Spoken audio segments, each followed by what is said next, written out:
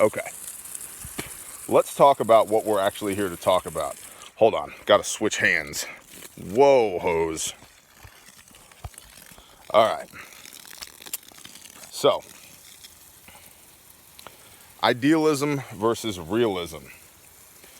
My brother David has been emailing me back and forth about many of things. He's one of the first people to really reach out to me and to us here at this channel, before we've even begun experiencing the popularity that we have now. And so we've been emailing back and forth for a while, and he asked me to do a video.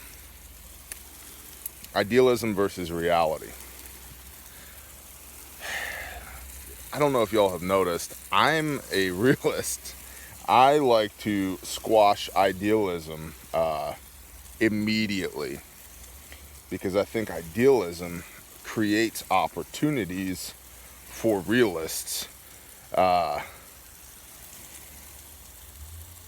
most good guys are realists, but most bad guys are also realists.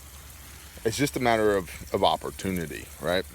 And so let's dig into the specifics of this. What he's specifically talking about is his wife, question mark? I believe it's his wife. We'll just say significant other. I can't remember if they're married or not, but I believe they're married. I dare not say his girlfriend, because I don't want his wife to be like, what do you mean your girlfriend? I'll cut you, I'm not saying that. His significant other is of the opinion that she does not need to carry a weapon. Miss Harmony was of the opinion for a good long while when we first got together that she didn't need to carry a weapon. And the fact of the matter is, in a lot of areas of the world, no, you don't need to carry a weapon. The statistical probability that I need to draw the weapon on my hip that I have right now, and it's right down there, that I need to draw that weapon and put rounds on a hostile target is basically zero. Right? But the thing is, so I understand that argument. But the thing is, in a situation where an aggressor has decided to escalate to deadly force, if you don't have deadly force to meet them with, you don't have a way to respond to that situation.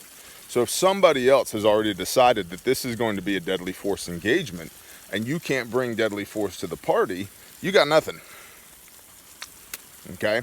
So the next thing is like run, hide is a terrible policy, realistically, for a determined aggressor. Now, what do I mean by that? Somebody that is deranged and wants to rape you. Okay? Not somebody who's looking for a crime of opportunity. Most criminals, most bad guys are opportunists. They're realists. Okay, we talked about opportunity and realism versus idealism. Idealism creates opportunities for realists. There's a business lesson in there for those of y'all that are paying attention. Well, what does this guy know about business? He's out there in a boonie hat watering his garden with a beard. I've only built 4 of them. They're all successful. So I'll probably do a business video one day, because the thing is, all these principles are universal. They can be applied to anything, whether it's preparedness or business or raising a family or loving on your people or whatever. Right? They're just general rules for life. So most criminals are opportunists. The vast majority of criminals are opportunists. So if you don't give them an opportunity, you're not going to have to engage with these criminals. But some of them are just psychopaths. They're just going to do what they want to do. So in that situation, let's put it this way. If I was the aggressor toward a woman, okay, all, 6 foot of me, anywhere between 265 and 300 pounds, depending on what season it is and how much work I've been doing lately, with a 1 rep max bench of 465 pounds, I decide I'm going to wrap my hands around you. What are you going to do about it? If you can't apply deadly force to that situation, what are you going to do? You're going to punch me in the mouth? Yeah, you and an army of men have punched me in the mouth. Guess what? I'm still here. I've never not once been disabled by a punch to the mouth. Just being dead honest. Being dead honest. Most of the time, what takes me out of a fight is some type of blunt object to the head. That's a fact. But I can exert so much more force than you can, probably more quickly than you can, because I've been trained in it and you haven't. So if you're not, I mean, regardless of whether or not you're going to carry a weapon, you should have hand-to-hand combat training. And by hand-to-hand, what do I mean? I think Brazilian Jiu-Jitsu is a great place to start for a lot of people. There's a great saying, everybody has a plan until they get punched in the mouth. Well, the cool thing about Jiu-Jitsu is it's going to expose you to just getting your A-word beat over and over and over again. And it's going to humble the crap out of you and show you pretty quick what you don't know. All that idealism about what you're going to do if you get caught in an altercation, all that goes away. It's gone. Because you've just been introduced to the mat 3-4 times in a minute. Or you've had, pick a joint, hyperextended. You've been bent into, your body's been bent into shapes you didn't even know it could be bent into. All that idealism goes away.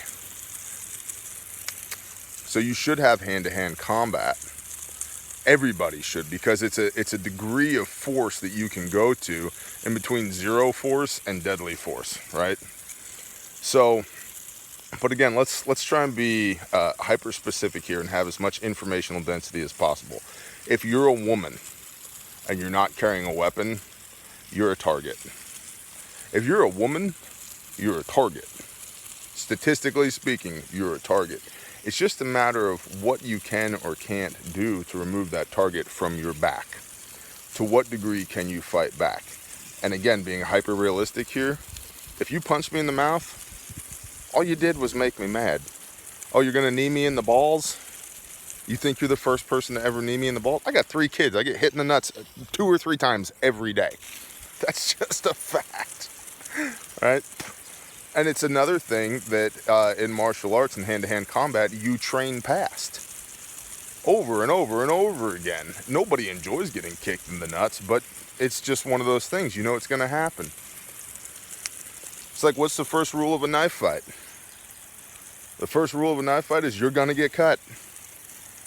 So once you are mentally okay with the fact that you're going to get cut, the rest of it doesn't matter anymore. Now my job is to cut you faster, deeper, and harder than you cut me. All right? Same rule with a gunfight. Rule 1 of a gunfight is have a gun. Rule 2 is somebody's going to be using that gun. So predicated on those 2 rules, you ought to be able to get that gun out and put rounds on target faster than your opponent. So if you're going to kick me in the balls, if that's your go-to response to a giant bear-sized man attacking you, yeah, good luck. Again, you haven't deterred me. You've just made me mad. Real talk. You've just made me mad. In fact, depending on who you're dealing with, you may have very well just signed your death warrant. So, let's go down the force continuum. Okay, hand-to-hand combat, edged weapons, right? Firearms. So you're not carrying a firearm, get a firearm. Please just get one and then learn how to use it. And also edged weapons. Edged weapons are tricky because in a lot of jurisdictions, hold on, I gotta switch hands again. In a lot of jurisdictions, edged weapons can get you in as much trouble as a firearm can. Not just having it, but let's say you have to use an edged weapon in self-defense. Some a-hole attorney, defense attorney, is going to use that against you in a court of law in certain jurisdictions. That's just going to happen. Yeah, I know the sun's back there. You don't want to be looking at me. Just treat this like a podcast, okay? So some jerk is going to use that as an illustration in a court of law to show that you had some, sick intent to use this weapon to do harm to somebody, including their client, if the opportunity presented itself. Yeah, that's cool. I would also answer, I have 2 knives on me right now. You know what I do with them? Mostly open packages. Mostly what they're used for. That's just a fact. And my razor knife is predominantly used for sharpening the pencil that's always above my right ear when I'm working, doing carpentry stuff. So, but should you have an edged weapon and know how to use it? Yeah. Should you have a firearm and know how to use it? What about pepper spray? Ish, man. While you're trying to get that thing out of that purse and pull the safety off of it and point it and spray it, I've already knocked you to the ground. You're already missing a couple of teeth. I've already got my gigantic hands wrapped around your throat and your eyes are rolling into the back of your head. And I can position my body and position your body in such a way that even if you were able to get the pepper spray out and deploy it, it's not pointed at me. It happens that fast. In 2 to 3 seconds, you're on the ground. You're on the ground. In 2 to 3 seconds, you're on the ground. Now, from the ground, let's see. Dean or Denise Roberts, D-E-N-E, no. D-E-N-E, Taylor. No, Roberts. Anna Taylor is the lady's name. Look her up on Facebook. I think it's Denise Roberts. D-E-N-E Roberts is her line of ladies concealed carry products, and they're phenomenal. They're phenomenal, and truth be told, they couldn't have found a better model to model their equipment. But she is a very nice lady who has come up with some very nice equipment specifically for women to carry.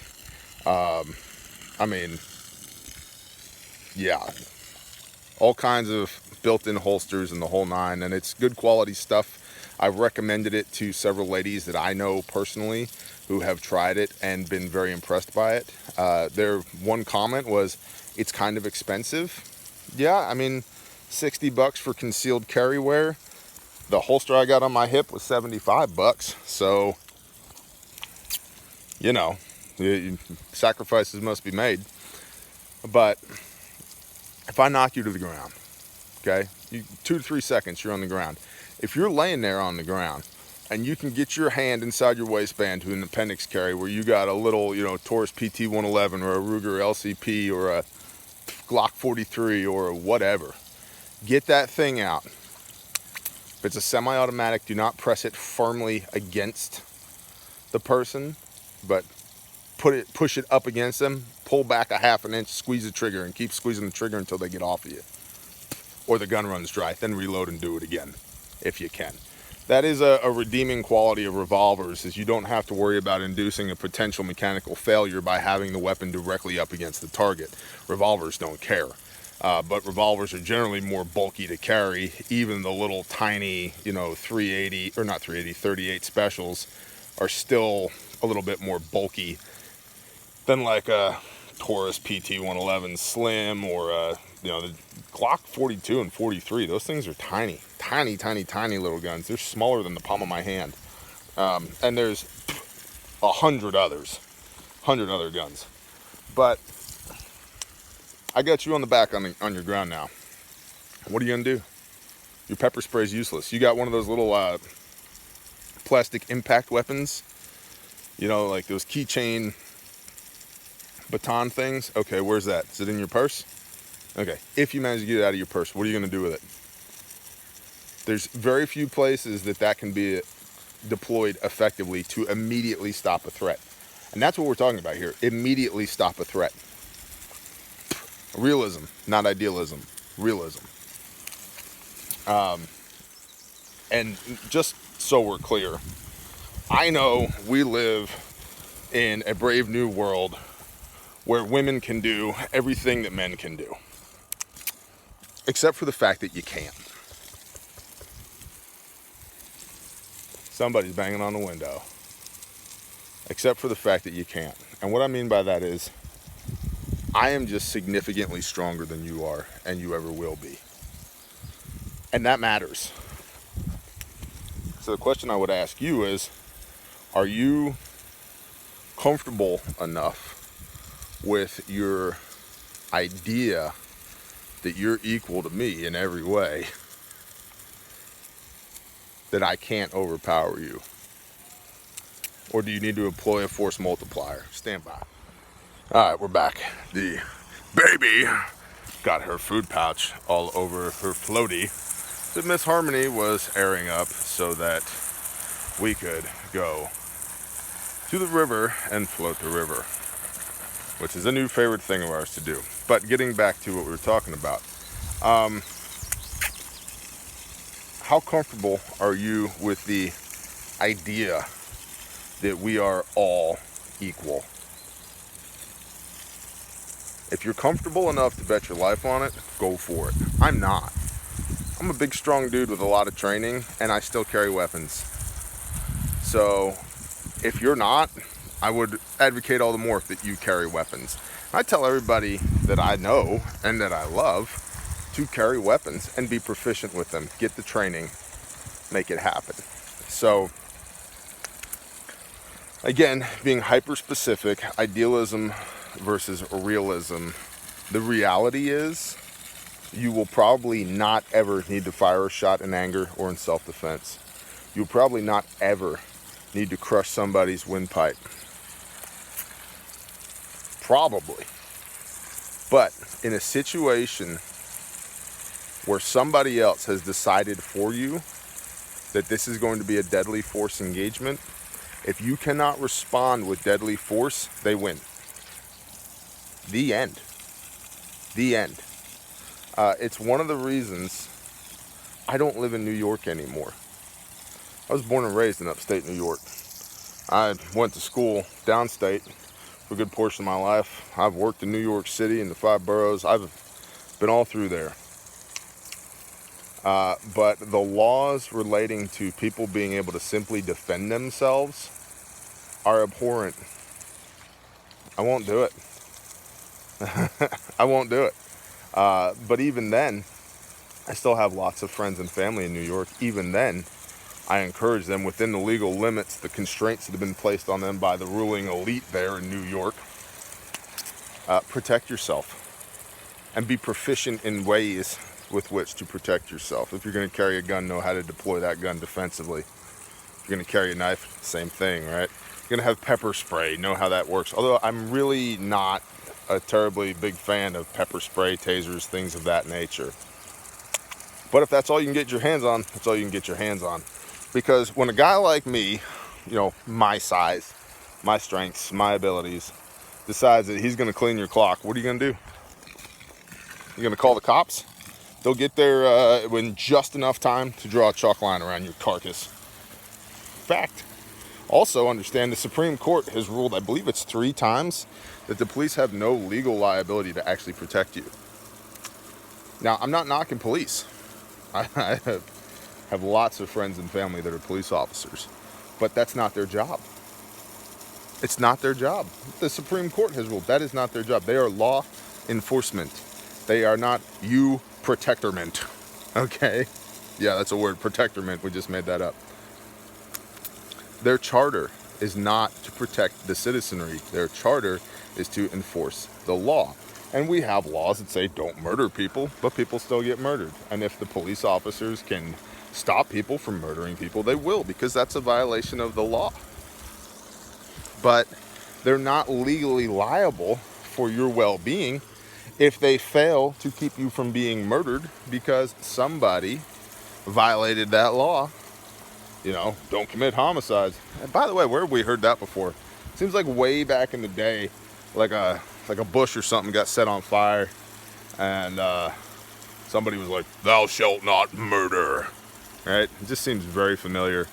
But the point is, the police officers, while being generally speaking excellent people, and generally speaking holding the law and the well-being of the citizenry in the highest regard, they are not legally obligated to protect you. You are your first line of defense. You need to take personal responsibility that if some scumbag decides that this is going to be a deadly force engagement, you can respond. Because the rest of it is just idealism. The reality of it is, this is a sick, sad world that we live in, and it's only going to get sicker and sadder. Whether it's the return of Christ or just the fact that we are experiencing the end stage of a decadent empire, things are going to get worse before they get better, says me. And knowing that things are going to get worse, especially in areas like the coasts, where there's a huge population density, why you wouldn't be in a position to deploy deadly force when needed, I don't understand. So that's my honest take on it. And as always, I espouse here that you be painfully honest about everything that you do, painfully realistic with everything that you do, because it may matter one day. If you're not being honest about the situation, you truly don't have a benchmark with which to judge your progress, right? And you should be getting better every day. You should be better today than you were yesterday, and you should be better tomorrow than you are today. So if you don't honestly know where you're at, how can you possibly be better? Okay, cool.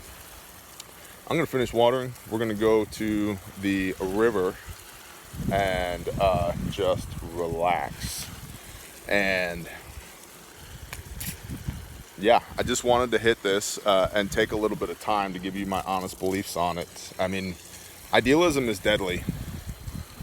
The communist ideal has killed, what, 100 million people in the last 100 years? Because it's idealistic, it's not realistic. That should be plainly apparent to all of y'all, okay? Realism versus idealism. Fact of the matter is, idealism is deadly. It's deadly. It creates opportunities for realists. It's deadly for companies. You know, Lego, the biggest toy company in the world. Here, you want another example of this? Lego, the biggest toy company in the world, refused to change its interlocking mini brick system right around the year 2000. They refused to get with the times. And as a result, the biggest toy company of the world, being idealistic about how the world should be, not realistic about how the world was, damn near went bankrupt 2 or 3 times, if I'm remembering correctly. So it can happen to anybody. I just don't want it to happen to y'all. All right, I got to finish watering. I'll talk to y'all later. Bye.